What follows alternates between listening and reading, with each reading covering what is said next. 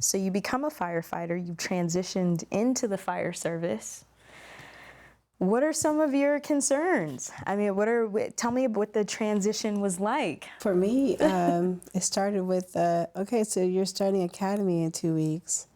And I'd already done like, okay, I'm running, I'm exercising. And I'm like, how am I gonna do my hair? I've never sweat that much. I'm like, am I gonna show up in braids?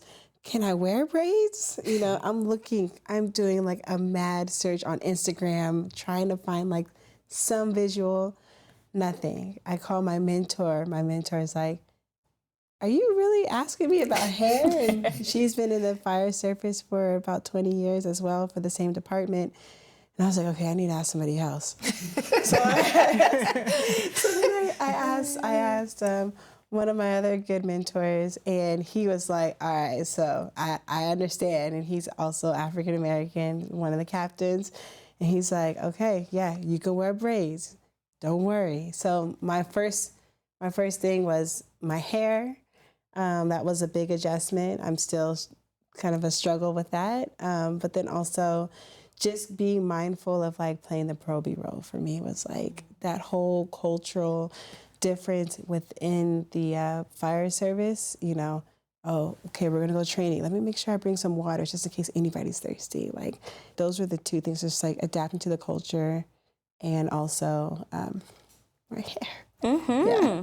I mean, hair is a big deal. Hair is huge. Can we talk about it? Yes. This matters. Because sometimes she's shy, she shrinks and she shrivels up, or she don't want to come outside.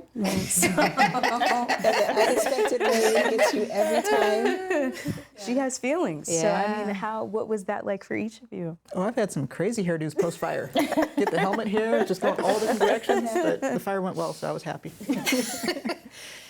For me, it was a challenge because I had dreadlocks and my locks were down to here, and they were thick. I loved my first round. This is now my third round of locks. And so when I went to my interview, you know, obviously I had my hair up, you know, in a ponytail, looked very professional. So it's one thing to do an interview, it's another to go to a fire. And so right before I got into the academy, one of the battalion chiefs who actually played a significant role in my being in the fire service, he's one of the people who recruited me, basically said, I'm not gonna tell you what to do, but it might be in your best interest to cut your hair.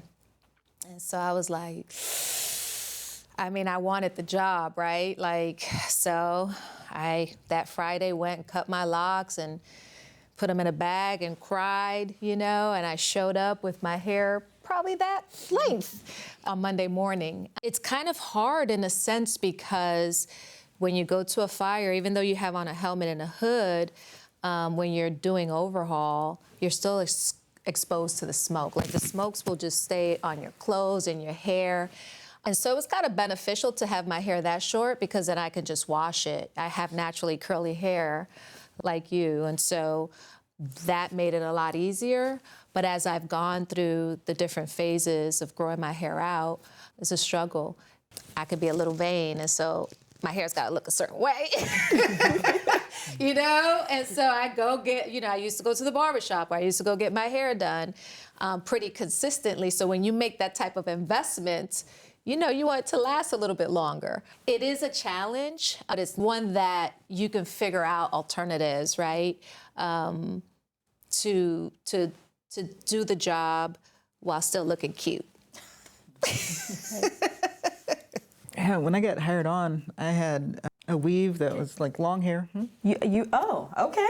Yeah, it was like all the way down below my shoulder. I want to see those pictures. I do too. Okay. Yeah, just like super long. And, you know, it was uncomfortable under a helmet. It was hot, but just kind of, I didn't realize just how uncomfortable it was until I cut my hair short. And, you know, after the weave, I just would relax my hair like every 6 weeks, and keeping it from getting too dry and breaking, of course, is going to be a challenge, especially with the helmet and just all the other concerns. And so I had like this little nub of a ponytail that just kept shrinking to the point where it was so sad. I'm just like, okay, I just got to cut my hair short right now. And as soon as I did, it just felt so freeing. Mm-hmm. And then the next transition after that was going natural with my hair because I got tired of relaxing it. And then like I need to get my hair cut again, but more often than not, I'm, just rocking my little fro hawk now. And I've noticed that my journey with hair coincides with me becoming more comfortable being myself in the fire service and just accepting myself and not really necessarily trying to fit into a specific mold, but recognizing that the differences that I have bring value to the fire service. Beautifully stated. Beautifully stated. But to be clear, you can have locks in the fire service. You can. Okay. Every department has a different policy, right? Okay. So as long as your helmet could cover your head, right, for protection, it's a safety concern. But day to day, you have to keep your hair off your collar. Okay. So, those are the two things that most departments will emphasize: the safety concern, and then also keeping your hair above your collar. But things have changed, tattoos is another thing, right? Like people are wearing sleeves now. If you want to recruit for a fire department, those are people who represent the community that we serve. And so therefore you have to change your policies. And I would say the same is applicable with this. Don't let your hair keep you from this career. Amen. That part. Because there's a lot of benefits to being a member of the fire service, and we've shared a couple of them. The hair thing is doable. And it's only 2 or 3 days, however many days you're working, and then You can go and wash your hair and you get do it done. whatever you Look want to do cute. with it. Yep. Yeah.